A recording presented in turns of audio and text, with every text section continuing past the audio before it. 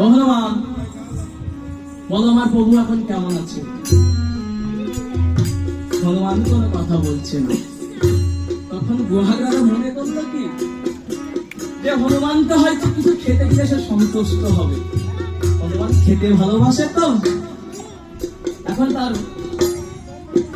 সৈন্যগণকে ডেকে বলছে, ওই সৈন্যগণ, তোমরা এই হনুমানের জন্য কিছু জল খাবারের ব্যবস্থা করো।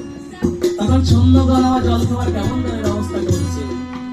আর ঢোলে ভরা কই আরে বারতস ভরা গেছো, ঢোল ভরা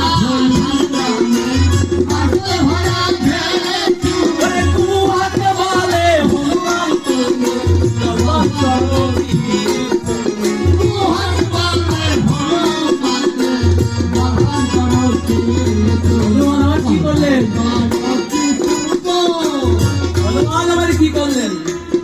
হনুমান আমার আর নিবেদন না করে হনু ওই খেচুরি মুখে, নিবেদন না করে হনু খেচুরি মুখে, ওই আর সাধন না পে হনু ওই তো কালে, আর সাধন না পে হনু।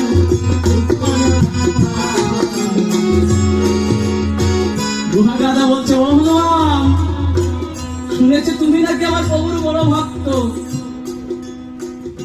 হনুমান বলছে, আরে আরে আরে ও গুহাগ্রাদা, তুমি আমাকে কি খেতে দিয়েছো? এটাও খাই নাকি? হ্যাঁ, দেখো মুখে দেয়। তখন গুহাগ্রাদা বলছে, ও হনুমান, বলছে শুনেছি তুমি নাকি আমার প্রভুর বড় ভক্ত। তুমি আমার প্রভুর নামে একবার তো নিবেদন করে খেলে না? তুমি একবার নিবেদন করে খেয়ে রাখো। তখন হনুমান আমার কি করলেন? আর নিবেদন করে হলু হেতু দিল মুখে, নিবেদন করে হলু হেতু দিল মুখে, আর সাধন পে হল বলে আমি স্বর্গে যাব চলে,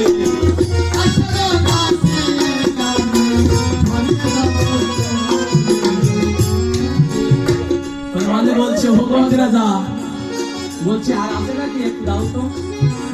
গুহাগ্রাদা বলছে, ওরে হনুমান, তুমি তাকে দেখো আমার 300টি খাদ্য ভান্ডার পরিপূর্ণ, তুমি কতটা খাবে খাও। এক এক করে নিয়ে আসতে লাগলো খাদ্য। হনুমান আমার 300টি খাদ্য ভান্ডার খালি করে দিলেন। তখন গুহাগ্রাদা প্রভুকে উদ্দেশ্য করে বলছে, ওরে দয়ালু দীনবন্ধুরা, আজকে এক অভুক্ত নিকটে একজন এসে সেও অভুক্ত অবস্থায় ফিরে যাবে। দয়াল দীনবন্ধু রাম আমার গুহাদের রাজার মনের খবরে জানতে পেরে তিনি নিজে এসে স্বয়ং ওই খাদ্য ভান্ডারে এসে বলছেন। তখন হনুমান বলছে, বাহ, একটু আগেই তো বলতো খাবার নেই, এখন আবার দেখছি খাবার আসছে। তখন হনুমান আবার কি করলো?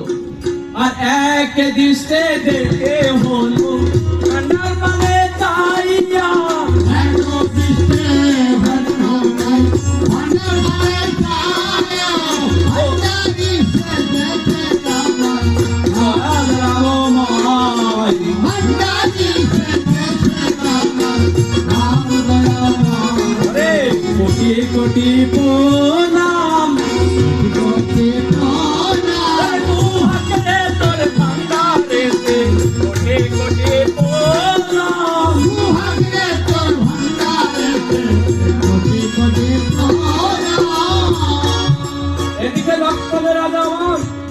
কাউকে কিছু না জানিয়ে রণস্থলে চলে গিয়েছেন। লক্ষ্মণের রাজা যখন রণস্থলে ধীরে ধীরে ধীরে ধীরে প্রবেশ করে দেখতে পাই